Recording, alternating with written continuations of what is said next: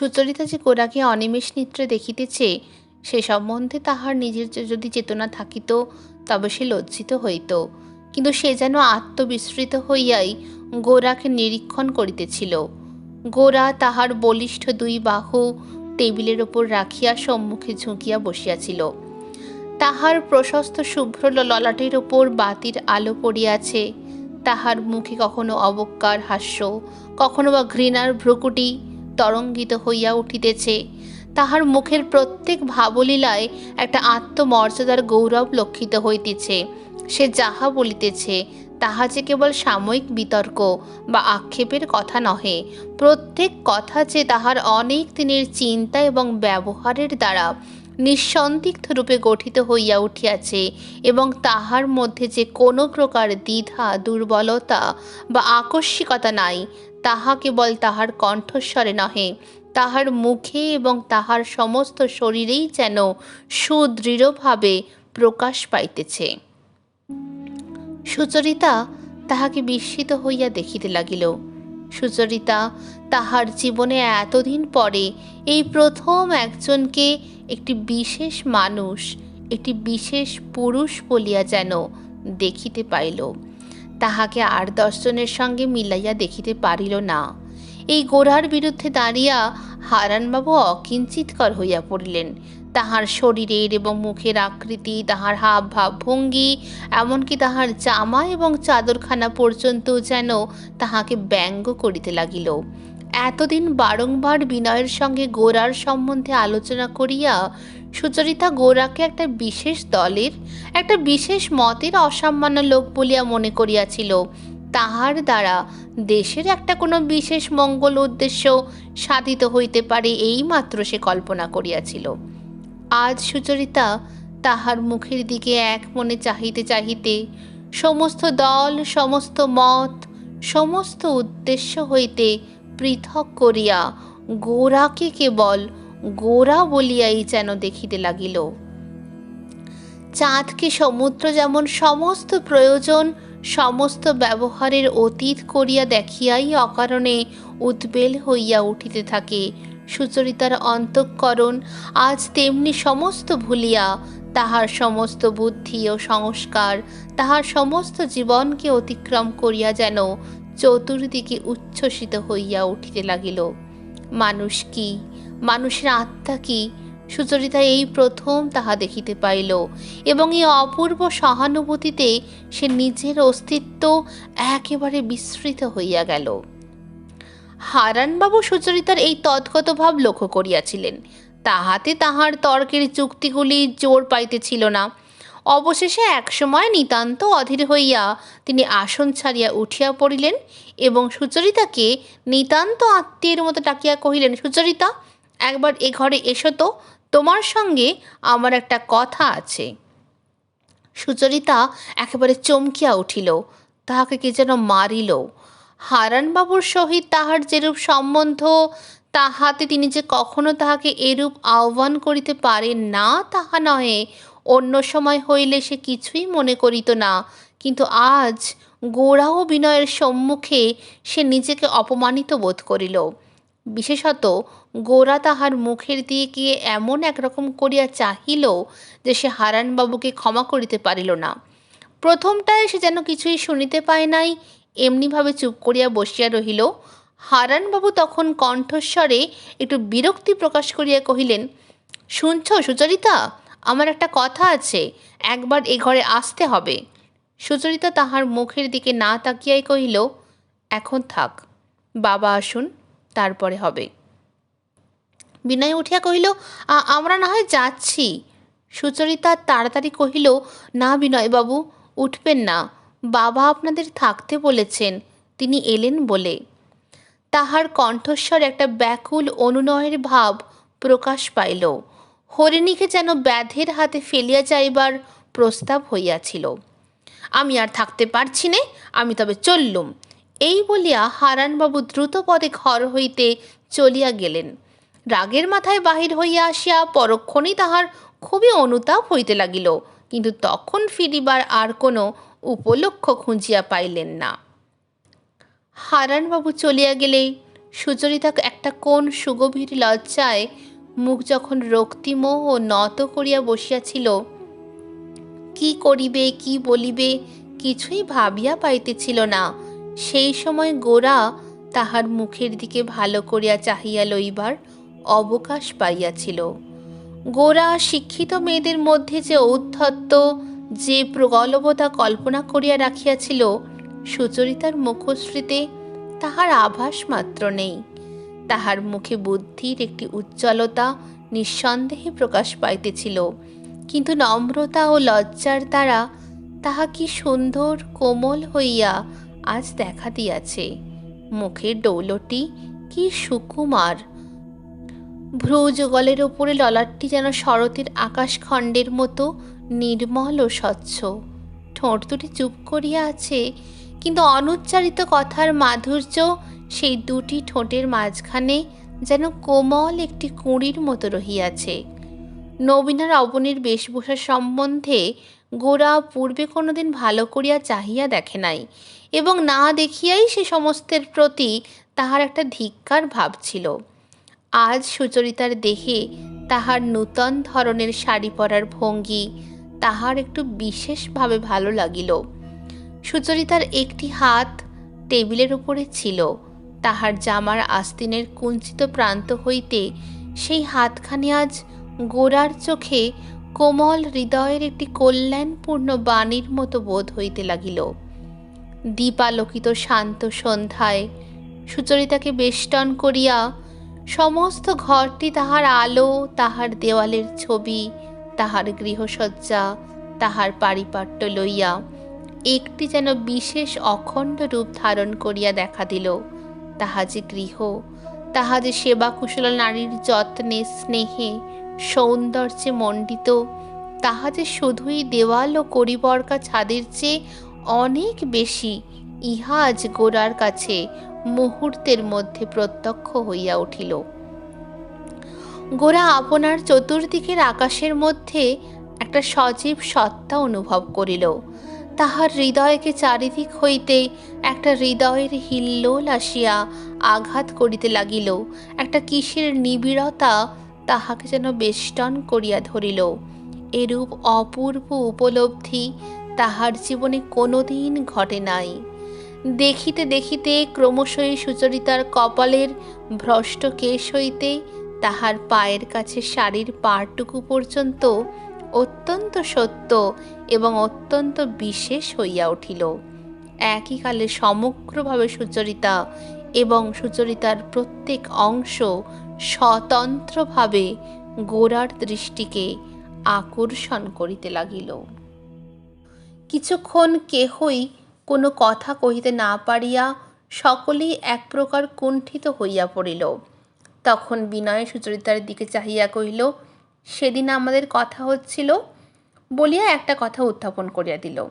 সে কহিল, আপনাকে তো বলেইছি, আমার এমন একদিন ছিল যখন আমার মনে বিশ্বাস ছিল আমাদের দেশের জন্য, সমাজের জন্য আমাদের কিছুই আশা করবার নেই। চিরদিনই আমরা নাবালকের মতো কাটাবো এবং ইংরেজ আমাদের অছি নিযুক্ত হয়ে থাকবে।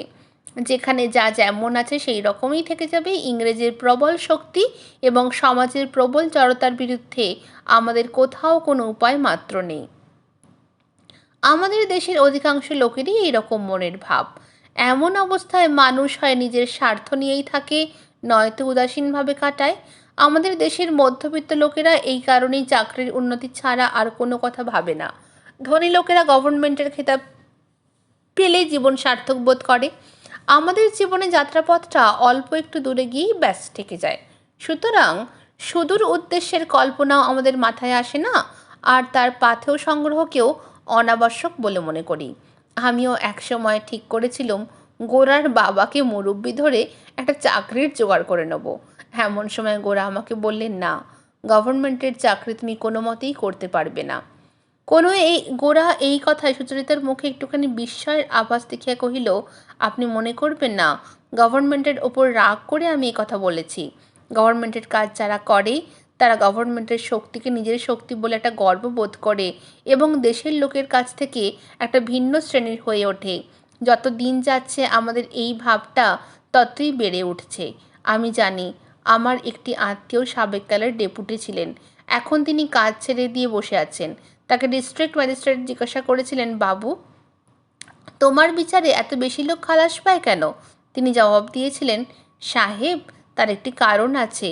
তুমি যাদের জেলে দাও তারা তোমার পক্ষে কুকুর বিড়াল মাত্র, আর আমি যাদের জেলে দিই তারা যে আমার ভাই হয়। এত বড় কথা বলতে পারে এমন ডেপুটি তখনও ছিল, এবং শুনতে পারে এমন ইংরেজ ম্যাজিস্ট্রেটেরও অভাব ছিল না। কিন্তু যতই দিন যাচ্ছে চাকরির দরাদরি অঙ্গের ভূষণ হয়ে উঠছে, এবং এখনকার ডেপুটির কাছে তার দেশের লোক ক্রমে কুকুর বিড়াল হয়ে দাঁড়াচ্ছে, এবং এমনি করে পদের উন্নতি হতে হতে তাদের যে কেবলই আসলে অধোগতি হচ্ছে এ কথার অনুভূতি পর্যন্ত তাদের চলে যাচ্ছে। পরের কাঁধে ভর দিয়ে নিজের লোকেদের নিচু করে দেখব, এবং নিচু করে দেখবা মাত্রই তাদের প্রতি অবিচার করতে বাধ্য হব, এতে কোনো মঙ্গল হতে পারে না। বলিয়া গোরা টেবিলে একটা মুষ্টি আঘাত করিল। তেলের সেঁচটা কাঁপিয়া উঠিল। বিনয় কহিল, গোরা, এই টেবিলটা গভর্নমেন্টের নয়, আর এই সেজটা পরেশবাবুদের। শুনিয়া গোরা উচ্চস্বরে হাসিয়া উঠিল। তার হাস্যের প্রবল ধ্বনিতে সমস্ত বাড়িটা পরিপূর্ণ হইয়া উঠিল।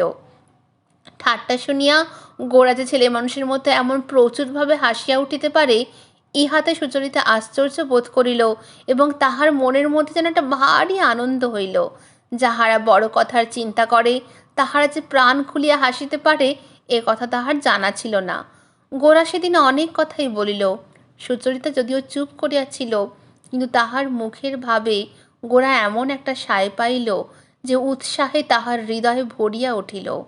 শেষকালে সুচরিতাকেই যেন বিশেষভাবে সম্বন্ধ করিয়া কহিল, দেখুন, একটি কথা মনে রাখবেন, যদি এমন ভুল সংস্কার আমাদের হয় যে ইংরেজরা যখন প্রবল হয়ে উঠেছে তখন আমরাও ঠিক ইংরেজরা না হলে কোনো মতে প্রবল হতে পারবো না, তাহলে সে অসম্ভব কোনো দিন সম্ভব হবে না, এবং কেবলই নকল করতে করতে আমরা দুয়ের বার হয়ে যাব। এ কথা নিশ্চয় জানবেন, ভারতের একটা বিশেষ প্রকৃতি, বিশেষ শক্তি, বিশেষ সত্য আছে। সেইটের পরিপূর্ণ বিকাশের দ্বারাই ভারত সার্থক হবে, ভারত রক্ষা পাবে। ইংরেজের ইতিহাস পড়ে এইটে যদি আমরা না শিখে থাকি তবে সমস্তই ভুল শিখেছি। আপনার প্রতি আমার এই অনুরোধ, আপনি ভারতবর্ষের ভিতরে আসুন, এর সমস্ত ভালো মন্দের মাঝখানেই নেবে দাঁড়ান। যদি বিকৃতি থাকে তবে ভিতর থেকে সংশোধন করে তুলুন, কিন্তু একে দেখুন, বুঝুন, ভাবুন, এর দিকে মুখ ফেরান, এর সঙ্গে এক হন। এর বিরুদ্ধে দাঁড়িয়ে বাইরে থেকে খ্রিস্টানি সংস্কারে বাল্যকাল হতে অস্থিমজ্জায় দীক্ষিত হয়ে একে আপনি বুঝতেই পারবেন না। একে কেবলই আঘাত করতেই থাকবেন, এর কোনো কাজেই লাগবেন না। গোরা বলিল, আমার অনুরোধ। কিন্তু এ তো অনুরোধ নয়, এ যেন আদেশ। কথার মধ্যে এমন একটা প্রচণ্ড জোর তাহা অন্যের সম্মতির অপেক্ষাই করে না। সুচরিতা মুখ নত করিয়াই সমস্ত শুনিল। এমন একটা প্রবল আগ্রহের সঙ্গে গোরা যে তাহাকেই বিশেষভাবে সম্বোধন করিয়া এই কথা কয়টি কহিল, তাহাতে সুচরিতার মনের মধ্যে একটা আন্দোলন উপস্থিত করিয়া দিল। সে আন্দোলন যে কিসের তখন তাহা ভাবিবার সময় ছিল না। ভারতবর্ষ বলিয়া যে একটা বৃহৎ প্রাচীন সত্তা আছে, সুচরিতা সে কথা কোনো দিন এক মুহূর্তের জন্যেও ভাবে নাই। এই সত্তা যে দূর অতীত ও সুদূর ভবিষ্যৎকে অধিকারপূর্বক নিভৃতে থাকিয়া মানবের বিরাট ভাগ্যজালে একটি বিশেষ রঙের সুতা একটি বিশেষভাবে বুনিয়া চলিয়াছে, সেই সুতা যে কত সূক্ষ্ম, কত বিচিত্র এবং কত সুদূর সার্থকতার সহিত তাহার কত নিগূঢ় সম্বন্ধ, সুচরিতা আজ তাহা গোরার প্রবল কণ্ঠের কথা শুনিয়া যেন হঠাৎ একরকম করিয়া উপলব্ধি করিল। প্রত্যেক ভারতবাসীর জীবন যে এত বড় একটা সত্তার দ্বারা বেষ্টিত অধিকৃত, তাহা সচেতনভাবে অনুভব না করিলে আমরা যে কতই ছোট হইয়া এবং চারিদিক সম্বন্ধে কতই অন্ধ হইয়া কাজ করে যাই, নিমেষের মধ্যেই তাহা যেন সুচরিতার কাছে প্রকাশ পাইল। সেই অকস্মাৎ চিত্তস্ফূর্তির আবেগে সুচরিতা তাহার সমস্ত সংকোচ দূর করিয়া দিয়া অত্যন্ত সহজ বিনয়ের সঙ্গে কহিল, আমি দেশের কথা কখনো এমন করে বড় করে সত্য করে ভাবিনি, কিন্তু একটা কথা আমি জিজ্ঞাসা করি, ধর্মের সঙ্গে দেশের যোগ কী? ধর্ম কি দেশের অতীত নয়? গোরার কানে সুচরিতার মৃদু কণ্ঠের এই প্রশ্ন বড় মধুর লাগিল। সুচরিতার বড় বড় শান্ত দুইটি চোখের মধ্যে এই প্রশ্নটি আরও মধুর করিয়া দেখা দিল। গোরা কহিল, দেশের অতীত যা, দেশের চেয়ে যা অনেক বড়, তাই দেশের ভিতর দিয়ে প্রকাশ পায়। ঈশ্বর এমনি করে বিচিত্রভাবে আপনার অনন্ত স্বরূপকেই ব্যক্ত করেছেন। যারা বলেন সত্য এক, অতএব কেবলই একটি ধর্মই সত্য, ধর্মের কেবল একটিমাত্র রূপই সত্য, তাঁরা সত্য যে কেবল এই সত্যটিই মানেন, আর সত্য যে অন্তহীন সেই সত্যটি মানতে চান না। অন্তহীন এক, অন্তহীন অনেকে আপনাকে প্রকাশ করেন, জগতে সেই লীলাই তো দেখছি। সেই জন্যই ধর্মমত বিচিত্র হয়ে সেই ধর্মরাজকে নানা দিক দিয়ে উপলব্ধি করাচ্ছে। আমি আপনাকে নিশ্চয় বলছি, ভারতবর্ষের খোলা জানালা দিয়ে আপনি সূর্যকে দেখতে পাবেন। সেজন্য সমুদ্র পাড়ে গিয়ে খ্রিস্টান গির্জার জানালায় বসবার কোনো দরকার হবে না। সুচরিতা কহিল, আপনি বলতে চান ভারতবর্ষের ধর্মতন্ত্র একটি বিশেষ পথ দিয়ে ঈশ্বরের দিকে নিয়ে যায়? সেই বিশেষত্বটি কী? গোরা কহিল, সেটা হচ্ছে এই যে ব্রহ্ম যিনি নির্বিশেষে, তিনি বিশেষের মধ্যেই ব্যক্ত, কিন্তু তার বিশেষের শেষ নেই। জল তার বিশেষ, স্থল তার বিশেষ, বায়ু তার বিশেষ, অগ্নি তার বিশেষ, প্রাণ তার বিশেষ, বুদ্ধি প্রেম সমস্তই তার বিশেষ। গণনা করে কোথাও তার অন্ত পাওয়া যায় না।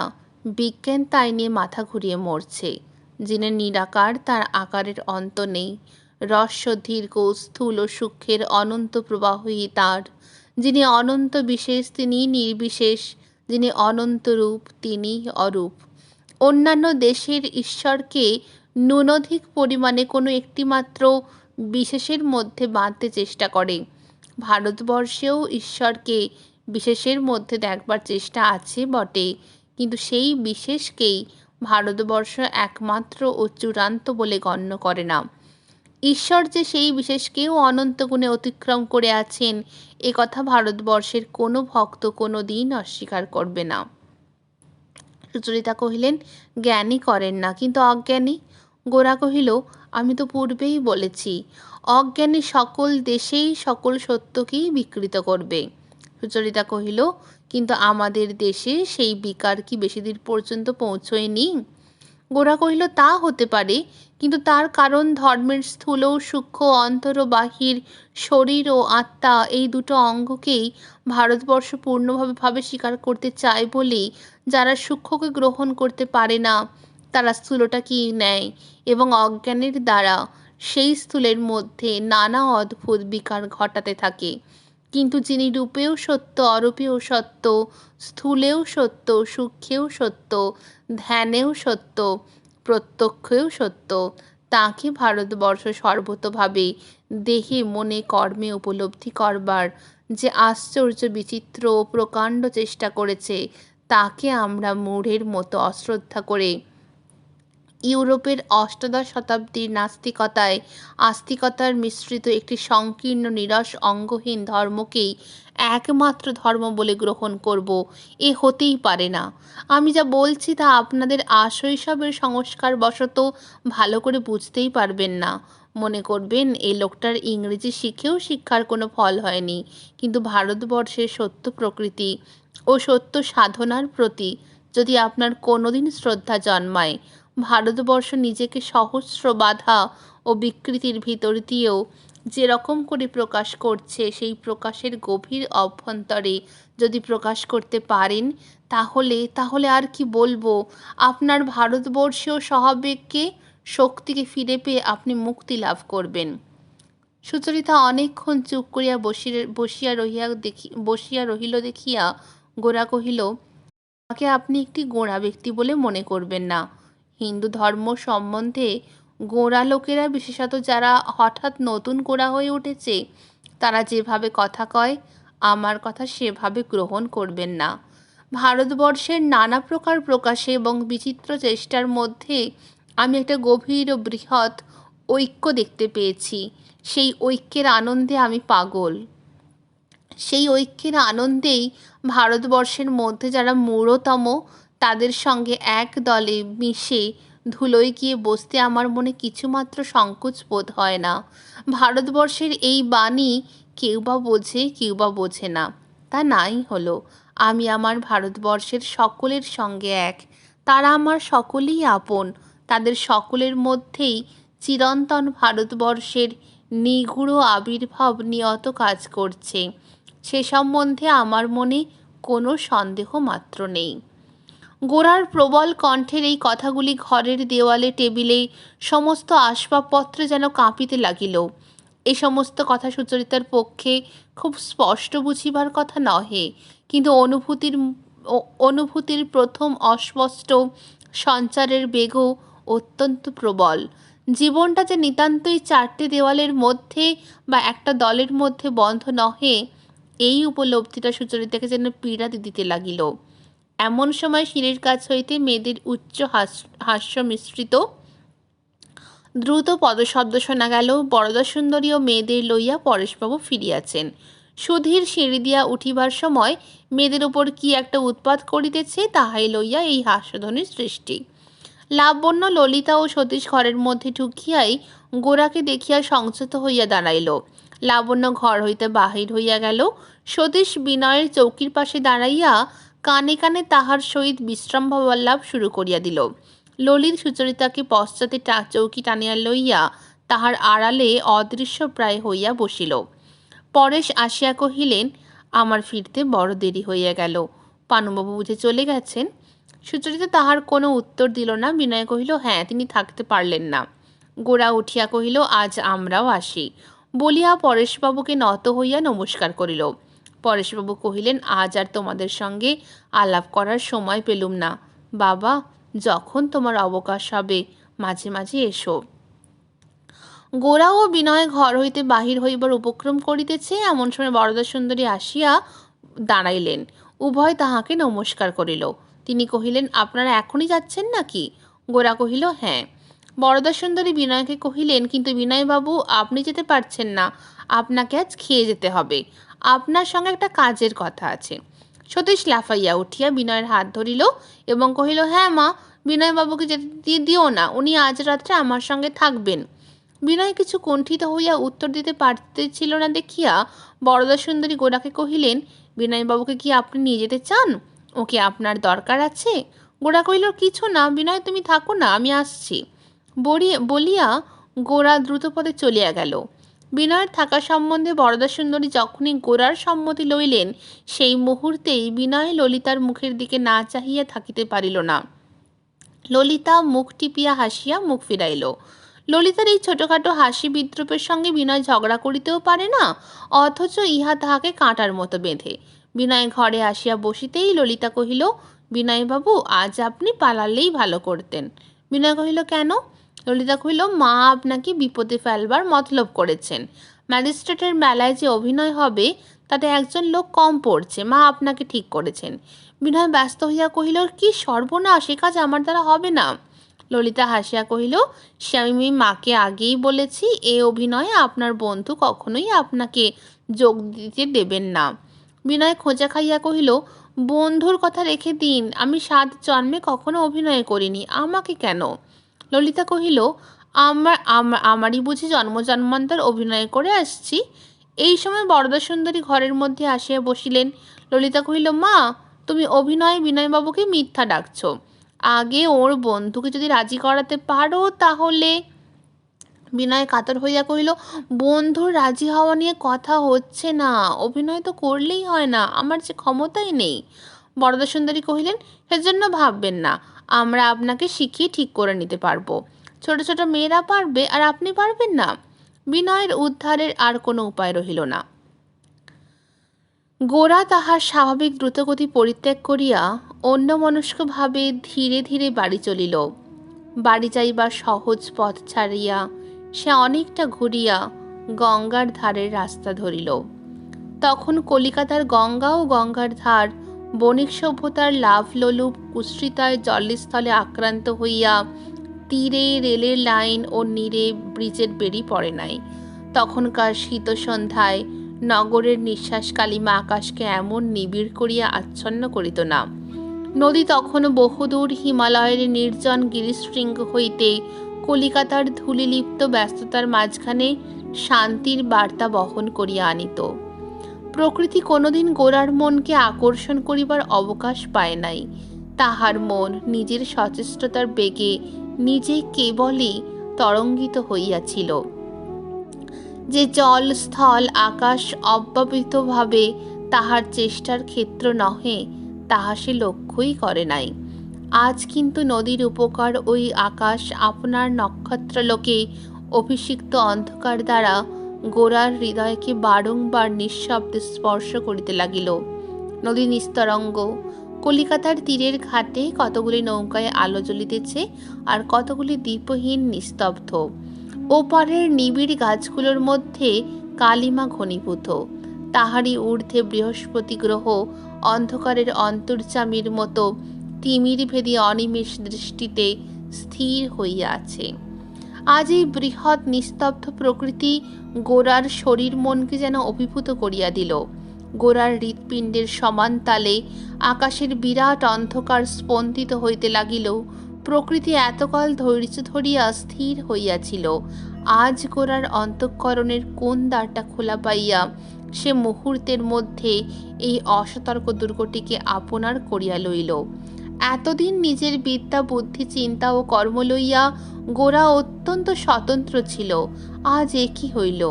আজ কোনখানে সে প্রকৃতিকে স্বীকার করিল এবং করিবা মাত্রই এই গভীর কালো জল, ওই নিবিড় কালো তট, ওই উদার কালো আকাশ তাহাকে বরণ করিয়া লইল।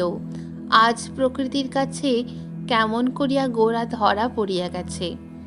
পথের ধারে সদাগরের আপিসের বাগানে কোনো বিলাতি লতা হইতে একটা অপরিচিত ফুলের মৃদুকোমল গন্ধ গোরার ব্যাকুল হৃদয়ের উপর হাত বুলাইয়া দিতে লাগিল।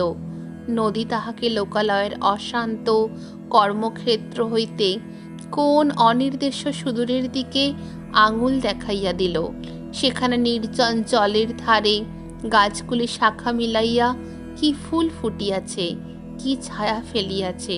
সেখানে নির্মল নীলাকাশের নিচে দিনগুলি যেন কাহার চোখের উন্মীলিত দৃষ্টি এবং রাতগুলি যেন কাহারও চোখের আনত পল্লবের লজ্জাজড়িত ছায়া। চারিদিক হইতে মাধুর্যের আবর্ত আসিয়া হঠাৎ গোরাকে যে একটা অতুল স্পর্শ অনাদি শক্তির আকর্ষণে টানিয়া লইয়া চলিল, পূর্বে কোনোদিন সে তাহার কোনো পরিচয় জানিত না। ইহা একইকালে বেদনায় এবং আনন্দে তাহার সমস্ত মনকে এক প্রান্ত হইতে আর এক প্রান্তে অভিহত করিতে লাগিল। আজ এই হেমন্তের রাত্রে নদীর তীরে নগরের অব্যক্ত কোলাহলে এবং নক্ষত্রের অপরিস্ফুট আলোকে গোরা বিশ্বব্যাপিনী কোনো অবগুণ্ঠিতা মায়াবিনীর সম্মুখে আত্মবিস্মৃত হইয়া দণ্ডায়মান হইল।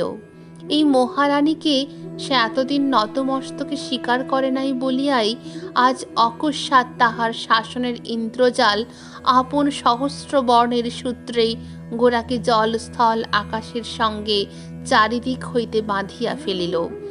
গোরা নিজের সম্বন্ধে নিজেই বিস্মিত হইয়া নদীর জনশূন্য ঘাটের একটা পৈঠায় বসিয়া পড়িল। বারবার সে নিজেকে প্রশ্ন করিতে লাগিল যে তাহার জীবনে কিসের আবির্ভাব এবং কি ইহার কিসের প্রয়োজন, যে সংকল্প দ্বারা সে আপনার জীবনকে আগাগোড়া বিধিবদ্ধ করিয়া মনে মনে সাজাইয়া লইয়াছিল, তাহার মধ্যে ইহার স্থান কোথায়? ইহা কি তাহার বিরুদ্ধ? সংগ্রাম করিয়া ইহাকে কি পরাস্ত করিতে হইবে? এই বলিয়া গোরা মুষ্টি দৃঢ় করিয়া যখনই বদ্ধ করিল, অমনি বুদ্ধিতে উজ্জ্বল, নম্রতায় কোমল কোনো দুইটি স্নিগ্ধ চক্ষুর জিজ্ঞাসু দৃষ্টি তাহার মনের মধ্যে জাগিয়া উঠিল। কোন অনিন্দ সুন্দর হাতখানির আঙুলগুলির স্পর্শ সৌভাগ্যের অনাসাদ্যিত অমৃত তাহার ধ্যানের সম্মুখে তুলিয়া ধরিল। গোরার সমস্ত শরীরে পুলকের বিদ্যুৎ চকিত হইয়া উঠিল। একাকী অন্ধকারের মধ্যেই প্রগাঢ় অনুভূতি তাহার সমস্ত প্রশ্নকে, সমস্ত দ্বিধাকে একেবারে নিরস্ত করিয়া দিল। সে তাহার এই নূতন অনুভূতিকে সমস্ত দেহ মন দিয়া উপভোগ করিতে লাগিল। ইহাকে ছাড়িয়া সে উঠিতে ইচ্ছা করিল না। অনেক রাত্রে যখন গোরা বাড়ি গেল, তখন আনন্দময়ী জিজ্ঞাসা করিলেন, এত রাত করলে যে বাবা, খাবার যে ঠান্ডা হয়ে গেছে। গোরা কহিল, কি জানি মা, আজ কি মনে হলো, অনেকক্ষণ গঙ্গার ঘাটে বসেছিলাম। আনন্দময়ী জিজ্ঞাসা করিলেন, বিনয় সঙ্গে ছিল বুঝি? গোরা কহিল, না, আমি একলাই ছিলুম। আনন্দময়ী মনে মনে কিছু আশ্চর্য হইলেন।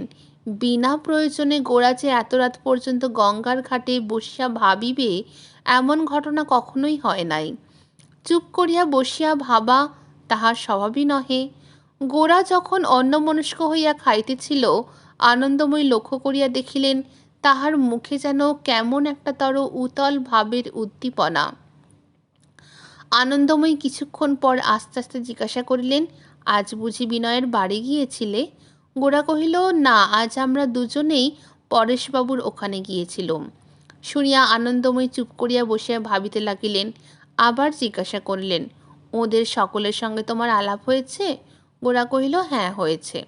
আনন্দময়ী কহিলেন, ওদের মেয়েরা বুঝি সকলের সাক্ষাতেই বেরোন? গোরা কহিল, হ্যাঁ, ওদের কোনো বাধা নেই। অন্য সময় হইলে এরূপ উত্তরের সঙ্গে সঙ্গে একটা উত্তেজনা প্রকাশ পাইত। আজ তাহার কোনো লক্ষণ না দেখিয়া আনন্দময়ী আবার চুপ করিয়া বসিয়া ভাবিতে লাগিলেন। পরদিন সকালে উঠিয়া গোরা অন্য দিনের মতো অবিলম্বে মুখ ধুইয়া দিনের কাজের জন্য প্রস্তুত হইতে গেল না। সে অন্যমনস্কভাবে তাহার শোবার ঘরের পূর্ব দিকের দরজা খুলিয়া খানিকক্ষণ দাঁড়াইয়া রহিল। তাহাদের গলিটা পূর্বের দিকে একটা বড় রাস্তায় পড়িয়াছে। সেই বড় রাস্তার পূর্ব প্রান্তে একটা স্কুল আছে। সেই স্কুলের সংলগ্ন জমিতে একটা পুরাতন জাম গাছের মাথার উপরে পাতলা একখণ্ড সাদা কুয়াশা ভাসিতেছিল এবং তাহার পশ্চাতে আসন্ন সূর্যোদয়ের অরুণ রেখা ঝাপসা হইয়া দেখা দিতেছিল। গোরা চুপ করিয়া অনেকক্ষণ সেই দিকে চাহিয়া থাকিতে থাকিতে সেই ক্ষীণ কুয়াশাটুকু মিশিয়া গেল।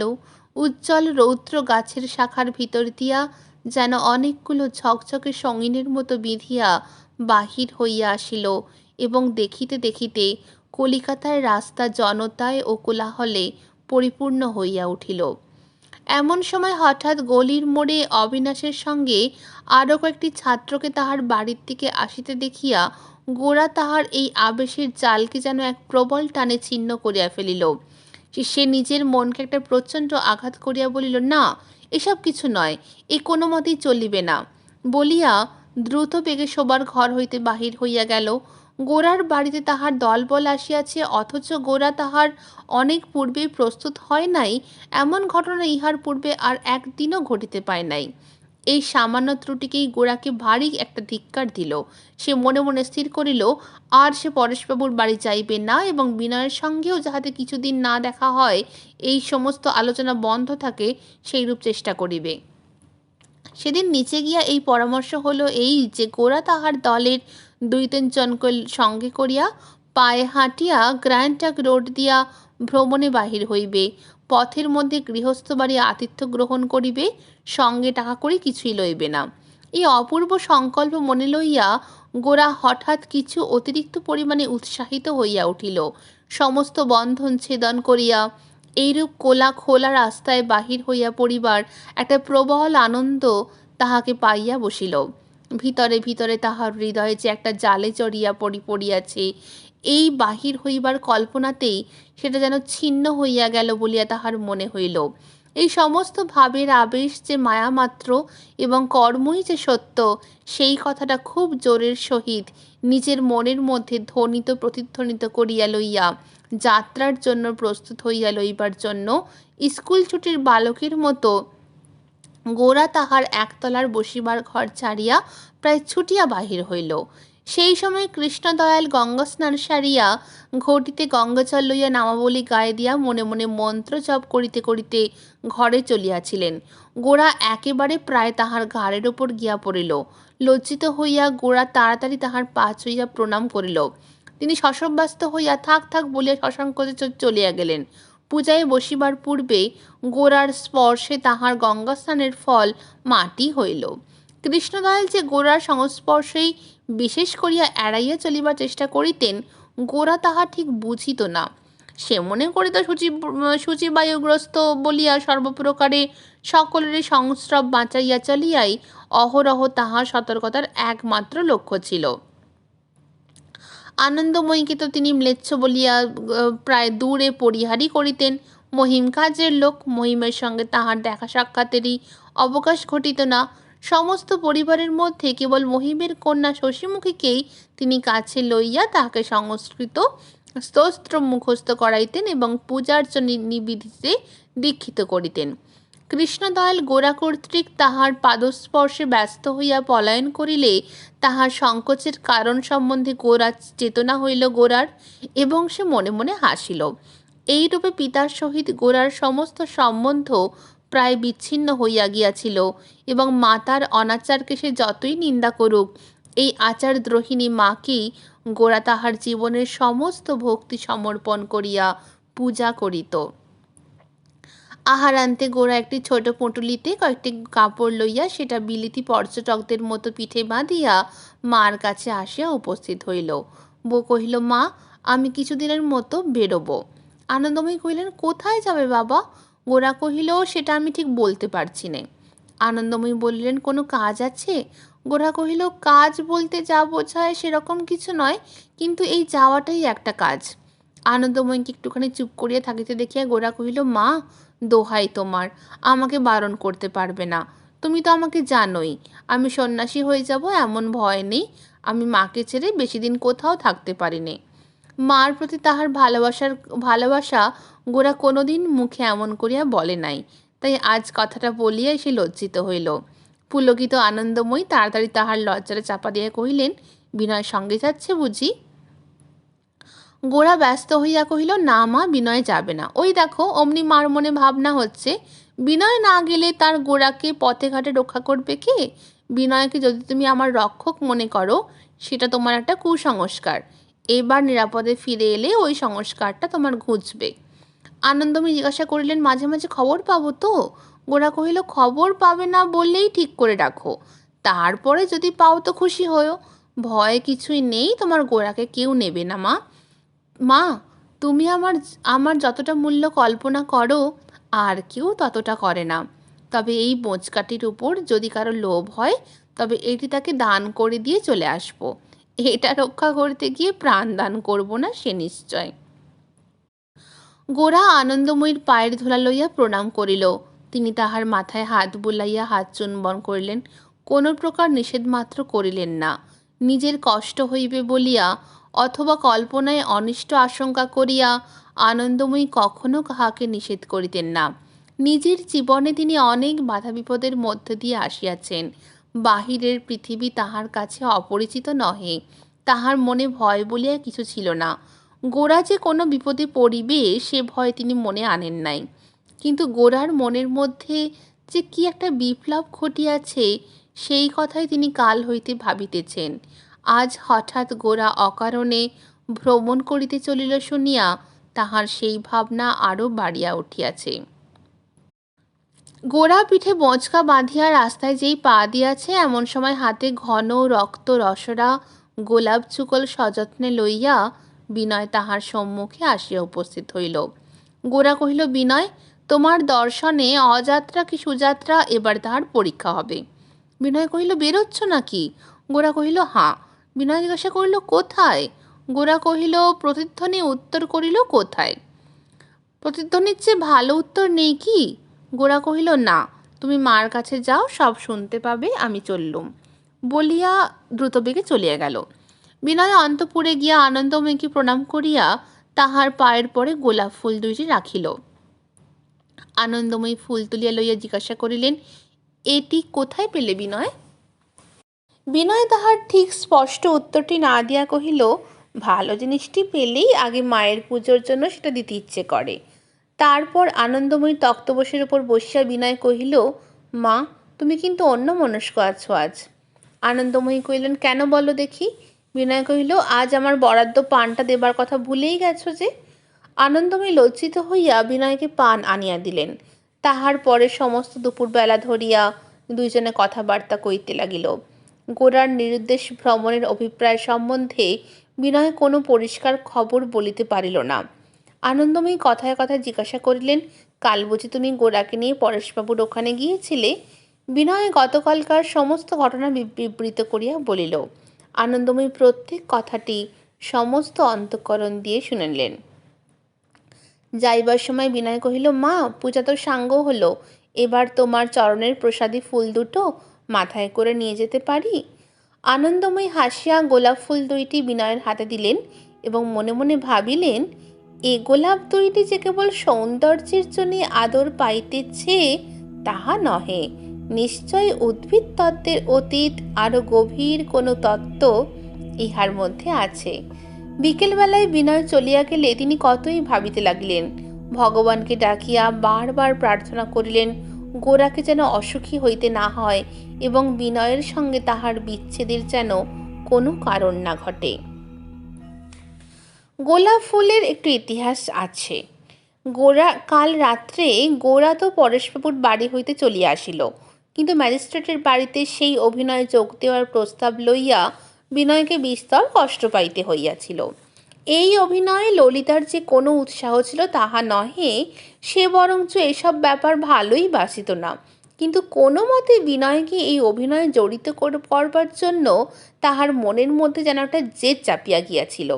সে সমস্ত কাজ গোরার মতবিরুদ্ধ, বিনয়কে দিয়া তাহা সাধন করাইবার জন্য তাহার একটা রোগ জন্মিয়াছিল। বিনয় যে গোরার অনুবর্তী, ইহা ললিতার কাছে কেন যে এত অসহ্য হইয়াছিল তাহা সে নিজেই বুঝিতে পারিতেছিল না। যেমন করিয়া হোক সমস্ত বন্ধন কাটিয়া বিনয়কে স্বাধীন করিয়া দিতে পারিলেই যেন সে বাঁচে, এমনি হইয়া উঠিয়াছে। ললিতা তাহার বেণী দুলাইয়া মাথা নাড়িয়া কহিল, কেন মশাই, অভিনয় দোষটা কি? বিনয় কহিল, অভিনয় দোষ না থাকতে পারে, কিন্তু এই ম্যাজিস্ট্রেটের বাড়িতে অভিনয় করতে যাওয়া আমার মনে ভালো লাগছে না। ললিতা কহিল, আপনি নিজের মনের কথা বলছেন না আর কারো? বিনয় কহিল, অন্যের মনের কথা বলবার ভার আমার ওপরে নেই, বলাও শক্ত। আপনি হয়তো বিশ্বাস করবেন না, আমি নিজের মনের কথাটি বলে থাকি, কখনো নিজের জবানিতে, কখনো বা অন্যের জবানিতে। ললিতা এ কথার কোনো জবাব না দিয়া একটুখানি মুচকিয়া হাসিল মাত্র। একটু পরে কহিল, আপনার বন্ধু গৌরবাবু বোধ হয় মনে করেন ম্যাজিস্ট্রেটের নিমন্ত্রণ অগ্রাহ্য করলেই খুব একটা বীরত্ব হয়, অতি ইংরেজের সঙ্গে লড়াই করার ফল হয়। বিনয় উত্তেজিত হইয়া কহিল, আমার বন্ধু হয়তো না মনে করতে পারেন, কিন্তু আমি মনে করি। লড়াই নয় তো কি? যে লোক আমাকে গ্রাহ্যই করে না, মনে করে আমাকে করে আঙুল তুলে ইশারায় ডাক দিলেই আমি কৃতার্থ হয়ে যাব, তার সেই উপেক্ষার সঙ্গে উপেক্ষা দিয়েই যদি লড়াই না করি তাহলে আত্মসম্মানকে বাঁচাবো কী করে? ললিতা নিজে অভিমানী স্বভাবের লোক। বিনয়ের মুখের এই অভিমান বাক্য তাহার ভালোই লাগিল, কিন্তু সেই জন্যেই তাহার নিজের পক্ষের যুক্তিকে দুর্বল অনুভব করিয়াই ললিতা অকারণ বিদ্রূপের খোঁচায় বিনয়কে কথায় কথায় আহত করিতে লাগিল।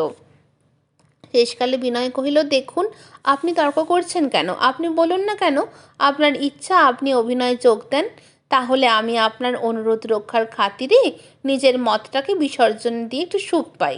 ললিতা কহিল, বাহ, তা আমি কেন বলবো? সত্যি যদি আপনার কোনো মত থাকে তাহলে সেটা আমার অনুরোধে কেন ত্যাগ করতে যাবেন? কিন্তু সেটা সত্যি হওয়া চাই। বিনয় কহিল, আচ্ছা, সেই কথাই ভালো।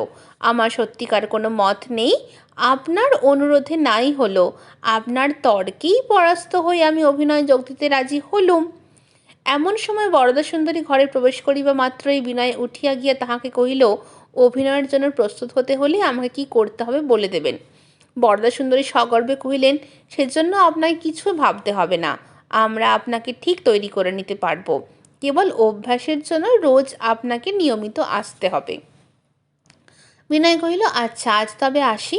বরদাসুন্দরী কহিলেন, সে কি কথা, আপনাকে খেয়ে যেতে হবে। বিনয় কহিল, আজ না হয় নাই খেলুম। বরদাসুন্দরী কহিলেন, না না, সে হবে না। বিনয় খাইল, কিন্তু অন্য দিনের মতো তাহার স্বাভাবিক প্রফুল্লতা ছিল না। আজ সুচরিতাও কেমন অন্যমনস্ক হইয়া চুপ করিয়াছিল। যখন ললিতার সঙ্গে বিনয়ের লড়াই চলিতেছিল তখন সে বারান্দায় পায়চারি করিয়া বেড়াইতেছিল। আজ রাত্রে কথাবার্তা আর জমিল না। বিদায়ের সময় বিনয় ললিতার গম্ভীর মুখ লক্ষ্য করিয়া কহিল, আমি হার মানিলাম, তবু আপনাকে খুশি করিতে পারিলাম না। ললিতা কোনো জবাব না দিয়া চলিয়া গেল। ললিতা সহজে কাঁদিতে জানে না, কিন্তু আজ তাহার চোখ দিয়া জল যেন ফাটিয়া বাহির হইতে চাইল। কি হইয়াছে? কেন সে বিনয়বাবুকে বারবার এমন করিয়া খোঁচা দিতেছে এবং নিজে ব্যথা পাইতেছে? বিনয় যতক্ষণ অভিনয়ে যোগ দিতে নারাজ ছিল, ললিতার চেতো ততক্ষণই কেবল চড়িয়া উঠিতেছিল। কিন্তু যখনই সে রাজি হইল, তখনই তাহার সমস্ত উৎসাহ চলিয়া গেল। যোগ না দিবার পক্ষে যতগুলি তর্ক, সমস্ত তাহার মনে প্রবল হইয়া উঠিল। তখন তাহার মন পীড়িত হইয়া বলিতে লাগিল, কেবল আমার অনুরোধ রাখিবার জন্য বিনয়বাবুর এমন করিয়া রাজি হওয়া উচিত হয় নাই। অনুরোধ কেন অনুরোধ রাখিবেন? তিনি মনে করেন অনুরোধ রাখিয়া তিনি আমার সঙ্গে ভদ্রতা করিতেছেন। তাহার এই ভদ্রতাটুকু পাইবার জন্য আমার যেন অত্যন্ত মাথা ব্যথা। কিন্তু এখন অমন করিয়া স্পর্ধা করিলে চলিবে কেন? সত্যই যে সে বিনয়কে অভিনয়ের দলে টানিবার জন্য ক্রমাগত নির্বন্ধ প্রকাশ করিয়াছে। বিনয় ভদ্রতার দায়ে তাহার এত জেদের অনুরোধ রাখিয়াছে বলিয়া রাগ করিলেই বা চলিবে কেন? এই ঘটনা ললিতার নিজের উপরই এমন তীব্র ঘৃণা ও লজ্জা উপস্থিত হইল যে স্বভাবত এতটা হইবার কোনো কারণ ছিল না। অন্যদিন হইলে তাহার মনের চাঞ্চল্যের সময় সে সুচরিতার কাছে যাইত। আজ গেল না, এবং কেন যে তাহার বুকটাকে ঠেলিয়া তুলিয়া তাহার চোখ দিয়া এমন করিয়া জল বাহির হইতে লাগিল, তাহা সে নিজেই ভালো করিয়া বুঝিতে পারিল না। পরদিন সকালে সুধীর লাবণ্যকে একটি তোড়া আনিয়া দিয়াছিল। সেই তোড়ায় একটি বোঁটায় দুটি বিকচনমুখ বসরা গোলাপ ছিল। ললিতা সেটা তোড়া হইতে খুলিয়া লইল। লাবণ্য কহিল, ও কি করছিস? ললিতা কহিল, তোড়ায় অনেকগুলো বাজে ফুল পাতার মধ্যে ভালো ফুলকে বাঁধা দেখলে আমার কষ্ট হয়। ওরকম দড়ি দিয়ে সব জিনিসকে এক শ্রেণীতে জোর করে বাঁধা বর্বরতা। এই বলিয়া সমস্ত ফুলকে বন্ধনমুক্ত করিয়া ললিতা সেগুলিকে ঘরের এদিকে ওদিকে পৃথক করিয়া ফুলদানিতে সাজাইল। কেবল গোলাপ দুটিকে হাতে করিয়া লইয়া গেল। সতীশ ছুটিয়া আসিয়া কহিল, দিদি, ফুল কোথায় পেলে? ললিতা তাহার উত্তর না দিয়া কহিল, আজ তোর বন্ধুর বাড়িতে যাবি নে? বিনয়ের কথা এতক্ষণ সতীশের মনে ছিল না, কিন্তু তাহার উল্লেখ মাত্রই লাফিয়া উঠিয়া কহিল, হ্যাঁ, যাব, বলিয়া তখনই যাইবার জন্য অস্থির হইয়া উঠিল। ললিতা তাহাকে ধরিয়া জিজ্ঞাসা করিল, সেখানে গিয়ে কি করিস? সতীশ সংক্ষেপে বলিল, গল্প করি। ললিতা কহিল, তিনি তোকে এত ছবি দেন, তুই তাকে কিছু দিসনি কেন? বিনয় ইংরেজি কাগজ প্রভৃতি হইতে সতীশের জন্য নানা প্রকার ছবি কাটিয়া রাখিত। একটা খাতা করিয়া সতীশ এই ছবিগুলি তাহাতে গঁদ দিয়া আঁটিতে আরম্ভ করিয়াছিল। এইরূপে পাতা পুড়াইবার জন্য তাহার নেশা এতই চড়িয়া গিয়াছে যে ভালো বই দেখিলেও তাহা হইতে ছবি কাটিয়া লইবার জন্য তাহার মন ছটপট করিত। কিন্তু লোলুপতার অপরাধে তাহার দিদিদের কাছে তাহাকে বিস্তর তাড়না সহ্য করিতে হইয়াছে। সংসারের প্রতিদান বলিয়া যে একটা দায় আছে, সে কথাটা হঠাৎ আজ সতীশের সম্মুখে উপস্থিত হইয়াতে সে বিশেষ চিন্তিত হইয়া উঠিল।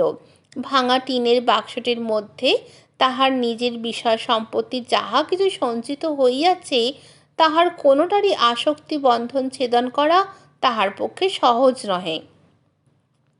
সতীশের উদ্বিগ্ন মুখ দেখিয়া ললিতা হাসিয়া তাহার গাল টিপিয়া কহিল, থাক থাক, তোকে আর অত ভাবতে হবে না। আচ্ছা, এই গোলাপ ফুল দুটো তাকে দিস। এত সহজে সমস্যার মীমাংসা হইল দেখিয়া সে উৎফুল্ল হইয়া উঠিল, এবং ফুল দুটি লইয়া তখনই সে তাহার বন্ধু ঋণ শোধ করিবার জন্য চলিল। রাস্তায় বিনয়ের সঙ্গে তাহার দেখা হইল। বিনয়বাবু, বিনয়বাবু করিয়া দূর হইতে তাহাকে ডাক দিয়া সতীশ তাহার কাছে আসিয়া উপস্থিত হইল এবং জামার মধ্যে ফুল লুকাইয়া কহিল, আপনার জন্য কি এনেছি বলুন দেখি। বিনয়কে হার মানাইয়া গোলাপ ফুল দুটি বাহির করিল। বিনয় কহিল, বাহ, কি চমৎকার! কিন্তু সতীশবাবু, এটি তো তোমার নিজের জিনিস নয়। চোরাই মাল নিলে শেষকালে পুলিশের হাতে ধরা পড়ব না তো? এই ফুল দুটিকে ঠিক কি নিজের জিনিস বলা যায় কি না, সে সম্বন্ধে সতীশের হঠাৎ ধোঁকা লাগিল। সে একটু ভাবিয়া কহিল, না, বাহ, ললিতা দিদি আমাকে দিলেন যে আপনাকে দিতে। এই কথাটার এইখানে নিষ্পত্তি হইল এবং বিকালে তাহাদের বাড়ি যাইবে বলিয়া আশ্বাস দিয়া বিনয় সতীশকে বিদায় দিল। কাল রাত্রে ললিতার কথার খোঁচা খাইয়া বিনয় তাহার বেদনা ভুলিতে পারিতেছিল না। বিনয়ের সঙ্গে কাহারও প্রায় বিরোধ হয় না, সেই জন্য এই প্রকার তীব্র আঘাত সে কাহারও কাছে প্রত্যাশাই করে না।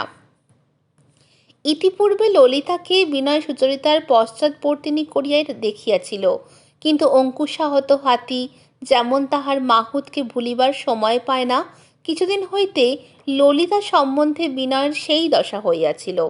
কি করিয়া ললিতাকে একটুখানি প্রসন্ন করিবে এবং শান্তি পাইবে, বিনয়ের এই চিন্তাই প্রধান হইয়া উঠিয়াছিল। সন্ধ্যার সময় বাসায় আসিয়া ললিতার তীব্র হাস্যদিগ্ধ জ্বালাময় কথাগুলি একটার পর একটা কেবলই তাহার মনে বাজিয়া উঠিত এবং তাহার নিদ্রা দূর করিয়া রাখিত। আমি গোড়ার ছায়ার মতো, আমার নিজের কোনো পদার্থ নাই, ললিতা এই বলিয়া অবজ্ঞা করেন, কিন্তু কথাটা সম্পূর্ণ অসত্য। ইহার বিরুদ্ধে নানা প্রকার যুক্তি সে মনের মধ্যে জড়ো করিয়া তুলিত, কিন্তু এ সমস্ত যুক্তি তাহার কোনো কাজে লাগিত না, কারণ ললিতা তো স্পষ্ট করিয়া এ অভিযোগ তাহার বিরুদ্ধে আনে নাই, এই কথা লইয়া তর্ক করিবার অবকাশকেই তাহাকে দেয় নাই। বিনয়ের জবাব দিবার এত কথা ছিল, তবু সেগুলো ব্যবহার করিতে না পারিয়া তাহার মনে ক্ষোভ আরও বাড়িয়া উঠিতে লাগিল। অবশেষে কাল রাত্রে হারিয়াও যখন ললিতার মুখ সে প্রসন্ন দেখিল না, তখন বাড়িতে আসিয়া সে নিতান্ত অস্থির হইয়া পড়িল। মনে মনে ভাবিতে লাগিল, সত্যিই কি আমি এতই অবজ্ঞার পাত্র? এই জন্যেই সতীশের কাছে যখন সে শুনিল ললিতাই তাহাকে গোলাপ ফুল দুটি সতীশের হাত দিয়া পাঠাইয়া দিয়াছে, তখন সে অত্যন্ত একটা আনন্দ বোধ করিল। সে ভাবিল, অভিনয়ে যোগ দিতে রাজি হওয়াতেই সন্ধির নিদর্শন স্বরূপ ললিতা তাকে খুশি হইয়া এই গোলাপ দুটি দিয়াছে। প্রথমে মনে করিল ফুল দুটি বাড়িতে রাখিয়া আসি, তাহার পর ভাবিল, না, এই শান্তির ফুল মায়ের পায়ে দিয়া ইহাকে পবিত্র করিয়া আনি। সেদিন বিকালে বিনয় যখন পরেশবাবুর বাড়িতে গেল, তখন সতীশ ললিতার কাছে তাহার স্কুলের পড়া বলিয়া লইতেছে। বিনয় ললিতাকে কহিল, যুদ্ধেরই রং লাল, অতএব সন্ধির ফুল সাদা হওয়া উচিত ছিল। ললিতা কথাটা বুঝিতে না পারিয়া বিনয়ের মুখের দিকে চাহিল। বিনয় তখন একটি গুচ্ছ শ্বেত করবী চাদরের মধ্য হইতে বাহির করিয়া ললিতার সম্মুখে ধরিয়া কহিল, আপনার ফুল দুটি যতই সুন্দর হোক, তবু তাতে ক্রোধের রক্ত রংটুকু আছে। আমার এ ফুল সৌন্দর্যে তার কাছে দাঁড়াতে পারে না, কিন্তু শান্তির শুভ্র রঙের নম্রতাকে স্বীকার করে আপনার কাছে হাজির হয়েছে। ললিতা কর্ণমূল রাঙা করিয়া কহিল, আমার ফুল আপনি কাকে বলছেন? বিনয় কিছু অপ্রতিভ হইয়া কহিল, তবে তো ভুল বুঝেছি সতীশবাবু, কার ফুল কাকে দিলে? সতীশ উচ্চস্বরে কহিল, বাহ, ললিতা দিদি যে দিতে বলল। বিনয় কহিল, কাকে দিতে বলল? আপনাকে। ললিতা রক্তবর্ণ হইয়া উঠিয়া সতীশের পিঠে এক চাপড় মারিয়া কহিল, তোর মতো বোকা তো আমি দেখিনি, বিনয়বাবুর ছবির বদলে তুই তাকে ফুল দিতে চাইলে নে? সতীশ হতবুদ্ধি হইয়া কহিল, হ্যাঁ তাই তো, কিন্তু তুমিই তো আমাকে দিতে বললে না। সতীশের সঙ্গে তর্ক করিতে গিয়ে ললিতা আরও বেশি করিয়া জালে জড়াইয়া পড়িল। বিনয় স্পষ্ট বুঝিল ফুল দুটি ললিতাই দিয়াছে, কিন্তু বেনামিতে কাজ করাই তাহার অভিপ্রায় ছিল। বিনয় কহিল, আপনার ফুলের দাবি আমি ছেড়েই দিচ্ছি, কিন্তু তাই বলে আমার এই ফুলের মধ্যে ভুল কিছু নেই। আমাদের বিবাদ নিষ্পত্তির শুভ উপলক্ষে এই ফুল কয়টি? ললিতা মাথা নাড়িয়া কহিল, আমাদের বিবাদই বা কি, আর তার নিষ্পত্তি বা কিসের? বিনয় কহিল, একেবারে আগাগোড়া সমস্তটাই মায়া, বিবাদও ফুল, ভুলও তাই, ফুলও তাই, নিষ্পত্তিও মিথ্যা। শুধু শক্তিতে রজত ভ্রম নয় তো, শক্তিটা শুদ্ধই ভ্রম। ওই যে ম্যাজিস্ট্রেট সাহেবের বাড়িতে অভিনয়ের একটা কথা হচ্ছিল, সেটা ভ্রম নয়, কিন্তু তা নিয়ে ঝগড়া কিসের? আপনি কেন মনে করছেন আপনাকে ওইটাতে রাজি করবার জন্য আমি মস্ত একটা লড়াই বাঁধিয়ে দিয়েছি? আপনি সম্মত হওয়াতে আমি কৃতার্থ হয়েছি। আপনার কাছে অভিনয় করাটা যদি অন্যায় বোধ হয়, কারো কথা শুনে কেনই বা তাতে রাজি হবেন? এই বলিয়া ললিতা ঘর হইতে বাহির হইয়া গেল। সমস্তটাই তো উল্টো ব্যাপার হইল। আজ ললিতা ঠিক করিয়া রাখিয়াছিল যে সে বিনয়ের কাছে নিজের হার স্বীকার করিবে এবং যাহাতে অভিনয়ে বিনয় যোগ না দেয় তাহাকে সেই অনুরোধ করিবে। কিন্তু এমন করিয়া কথাটা উঠিল এবং এমনভাবে তাহার পরিণতি হইল যে ফল ঠিক উল্টা দাঁড়াইল। বিনয় মনে করিল সে যে অভিনয় সম্বন্ধে এতদিন বিরুদ্ধতা প্রকাশ করিয়াছে তাহারই প্রতিঘাতের উত্তেজনা এখনও ললিতার মনে রহিয়া গেছে। বিনয় যে কেবল বাহিরে হার মানিয়াছে, কিন্তু মনের মধ্যে তাহার বিরোধ রহিয়াছে, এই জন্য ললিতার ক্ষোভ দূর হইতেছে না। ললিতা এই ব্যাপারটাতে আজ এতটা আঘাত যে পাইল, ইহাতে বিনয় ব্যথিত হইয়া উঠিল।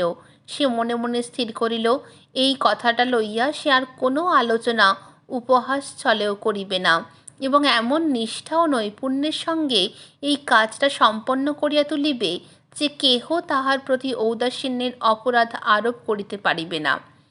সুচরিতা আজ প্রাতঃকাল হইতেই নিজের শোবার ঘরে নিভৃতে বসিয়া খ্রিস্টের অনুকরণ নামক একটা ইংরেজি ধর্মগ্রন্থ পড়বার চেষ্টা করিতেছে। আজ সে তাহার অন্যান্য নিয়মিত কর্মে যোগ দেয় নাই। মাঝে মাঝে গ্রন্থ হইতে মন ভ্রষ্ট হওয়া পড়াতে বইয়ের লেখাগুলি তাহার কাছে ছায়া হইয়া পড়িতেছিল। আবার পরক্ষণে নিজের ওপর রাগ করিয়া বিশেষ বেগের সহিত চিত্তকে গ্রন্থের মধ্যে আবদ্ধ করিতেছিল, কোনো মতেই হার মানিতে চাহিতেছিল না। এক সময় দূর হইতে কণ্ঠস্বর শুনিয়া মনে হইল বিনয়বাবু আসিয়াছেন। তখনই চমকিয়া উঠিয়া বই রাখিয়া বাহিরের ঘরে যাইবার জন্য মন ব্যস্ত হইয়া উঠিল। নিজের এই ব্যস্ততাকে নিজের ওপর ক্রুদ্ধ হইয়া সুচরিতা আবার চৌকির ওপর বসিয়া বই লইয়া পড়িল। পাছে কোনো শব্দ কানে যায় বলিয়া দুই কান চাপিয়া পড়িবার চেষ্টা করিতে লাগিল। এমন সময় ললিতা তাহার ঘরে আসিল। সুচরিতা তাহার মুখের দিকে চাহিয়া কহিল, তোর কি হয়েছে বলতো? ললিতা তীব্রভাবে ঘাড় নাড়িয়া কহিল, কিচ্ছু না। সুচরিতা জিজ্ঞাসা করিল, কোথায় ছিলি? ললিতা কহিল, বিনয়বাবু এসেছেন, তিনি বোধহয় তোমার সঙ্গে গল্প করতে চান। বিনয়বাবুর সঙ্গে আর কেহ আসিয়াছে কি না এই প্রশ্ন সুচরিতা আজ উচ্চারণ করিতেও পারিল না। যদি আর কেহ আসিত তবে নিশ্চয় ললিতা তাহার উল্লেখ করিত, কিন্তু তবু মন নিঃসংশয় হইতে পারিল না। আর সে নিজেকে দমনের চেষ্টা না করিয়া গৃহাগত অতিথির প্রতি কর্তব্যের উপলক্ষে বাহিরের ঘরের দিকে চলিল। ললিতাকে জিজ্ঞাসা করিল, তুই যাবি নে? ললিতা একটু অধৈর্যের স্বরে কহিল, তুমি যাও না, আমি পরে যাচ্ছি। সুচরিতা বাহিরের ঘরে প্রবেশ করিয়া দেখিল বিনয় সতীশের সঙ্গে গল্প করিতেছে। সুচরিতা কহিল, বাবা বেরিয়ে গেছেন, এখনই আসবেন। মা আপনাদের সেই অভিনয়ের কবিতা মুখস্থ করবার জন্য লাবণ্য ও লীলাকে নিয়ে মাস্টার মশাইয়ের বাড়িতে গেছেন। ললিতা কোনো মতেই গেল না। তিনি বলে গেছেন আপনি এলে আপনাকে বসিয়ে রাখতে, আপনার আজ পরীক্ষা হবে। বিনয় জিজ্ঞাসা করিল, আপনি এর মধ্যে নেই? সুচরিতা কহিল, সবাই অভিনেতা হলে জগতে দর্শক হবে কে? বরদা সুন্দরী সুচরিতাকে এ সকল ব্যাপারে যথাসম্ভব বাদ দিয়া চলিতেন, তাই তাহার গুণপনা দেখাইবার জন্য এবারও ডাক পড়ে নাই। অন্যদিন এই দুই ব্যক্তি একত্র হইলে কথার অভাব হইত না। আজ উভয় পক্ষেই এমন বিঘ্ন ঘটিয়াছে যে কোনো মতেই কথা জমিতে চাহিল না। সুচরিতা গোরার প্রসঙ্গ তুলিবে না এমন পণ করিয়া আসিয়াছিল। বিনয়ও পূর্বের মতো সহজে গোরার কথা তুলিতে পারে না। তাহাকে ললিতা এবং হয়তো এ বাড়ির সকলেই গোরার একটি ক্ষুদ্র উপগ্রহ বলিয়া মনে করে, ইহাই কল্পনা করিয়া গোরার কথা তুলিতে সে বাধা পায়। এমন অনেক দিন হইয়াছে যে বিনয় আগে আসিয়াছে, গোরা তাহার পরে আসিয়াছে, আজও সেইরূপ ঘটিতে পারে ইহাই মনে করিয়া সুচরিতা যেন এক প্রকার সচকিত অবস্থায় রহিল। গোরা পাছে আসিয়া পড়ে এবং এই তাহার একটা ভয় ছিল, এবং পাছে না আসে এই আশঙ্কাও তাহাকে বেদনা দিতেছিল। বিনয়ের সঙ্গে ছাড়া ছাড়া ভাবে দুই চারটে কথা হওয়ার পরে সুচরিতা আর কোনো উপায় না দেখিয়া সতীশের ছবির খাতাখানা লইয়া সতীশের সঙ্গে সেই সম্বন্ধে আলোচনা করিতে লাগিল। মাঝে মাঝে ছবি সাজাইবার ত্রুটি ধরিয়া নিন্দা করিয়া সতীশকে রাগাইয়া তুলিল। সতীশ অত্যন্ত উত্তেজিত হইয়া উচ্চস্বরে বাদানুবাদ করিতে লাগিল, আর বিনয় টেবিলের উপর তাহার প্রত্যাখ্যাত করবিগুচ্ছের প্রতি দৃষ্টিপাত করিয়া লজ্জায় ও ক্ষোভে মনে মনে চিন্তা করিতে লাগিল যে অত্যন্ত ভদ্রতার খাতিরেও আমার এই ফুল কয়টা ললিতার কি নেওয়া উচিত ছিল না। হঠাৎ একটা পায়ের শব্দে চমকিয়া সুচরিতার পিছন ফিরে চাহিয়া দেখিল হারানবাবু ঘরে প্রবেশ করিতেছেন। তাহার চমকটা অত্যন্ত সুগোচর হওয়াতে সুচরিতার মুখ লাল হইয়া উঠিল। হারানবাবু একটা চৌকোতে বসিয়া কহিলেন, কই আপনাদের গৌরবাবু আসেননি? বিনয় হারানবাবুর এরূপ অনাবশ্যক প্রশ্নে বিরক্ত হইয়া কহিলেন, কেন, তাকে কোনো প্রয়োজন আছে? হারানবাবু কহিলেন, আপনি আছেন অথচ তিনি নেই, এ তো প্রায় হয় না, তাই জিজ্ঞাসা করছি। বিনয়ের মনে বড় রাগ হইল, পাছে তাহা প্রকাশ পায় এই জন্য সংক্ষেপে কহিল, তিনি কলকাতায় নেই। হারান কহিল, প্রচারে গেছেন বুঝি? বিনয়ের রাগ বাড়িয়া উঠিল, কোনো জবাব করিল না। সুচরিতাও কোনো কথা না বলিয়া উঠিয়া চলিয়া গেল। হারানবাবু দূর হইতে কহিলেন, সুচরিতা, একটা কথা আছে। সুচরিতা কহিল, আজ আমি ভালো নেই। বলিতে বলিতেই তাহার শয়নগৃহে কপাট পড়িল। এমন সময় বরদাসুন্দরী আসিয়া অভিনয়ের পালা দিবার জন্য যখন বিনয়কে আর একটা ঘরে ডাকিয়া লইয়া গেলেন, তাহার অনতিকাল পরেই অকস্মাৎ ফুলগুলিকে আর সেই টেবিলের উপরে দেখা যায় নাই। সে রাত্রে ললিতাও বরদাসুন্দরীর অভিনয়ের আখড়ায় দেখা দিল না, এবং সুচরিতা খ্রিস্টের অনুকরণ বইখানি কোলের উপর মুড়িয়া ঘরের বাতিটাকে এক কোণে আড়াল করিয়া দিয়া অনেক রাত পর্যন্ত দ্বারের বহির্বর্তী অন্ধকার রাত্রির দিকে চাহিয়া বসিয়া রহিল। তাহার সম্মুখে যেন একটা কোন অপরিচিত অপূর্ব দেশ মরীচিকার মতো দেখা দিয়েছিল। জীবনে এতদিনকার সমস্ত জানাশোনার সঙ্গে সেই দেশের একটা কোথায় একান্ত বিচ্ছেদ আছে। সেই জন্য সেখানকার বাতায়নে যে আলোগুলি জ্বলিতেছে তাহা তিমির নিশিথিনীর নক্ষত্রমালার মতো একটা সুদূরতার রহস্যে মনকে ভীত করিতেছে। অথচ মনে হইতেছে জীবন আমার তুচ্ছ। এতদিন যাহা নিশ্চয় বলিয়া জানিয়াছি তাহা সংশয়াকীর্ণ, এবং প্রত্যহ যাহা করিয়া আসিতেছি তাহা অর্থহীন। ওইখানেই হয়তো জ্ঞান সম্পূর্ণ হইবে, কর্ম মহৎ হইয়া উঠিবে, এবং জীবনের সার্থকতা লাভ করিতে পারিব। ওই অপূর্ব অপরিচিত ভয়ঙ্কর দেশের অজ্ঞাত সিংহদ্বারের সম্মুখে কে আমাকে দাঁড় করাইয়া দিল? কেন আমার হৃদয় এমন করিয়া কাঁপিতেছে? কেন আমার পা অগ্রসর হইতে গিয়া এমন করিয়া স্তব্ধ হইয়া আছে? আজ এই পর্যন্তই রইল। পরের অংশগুলো নিয়ে আবার খুব তাড়াতাড়ি একের পর এক করে আসছি। নমস্কার।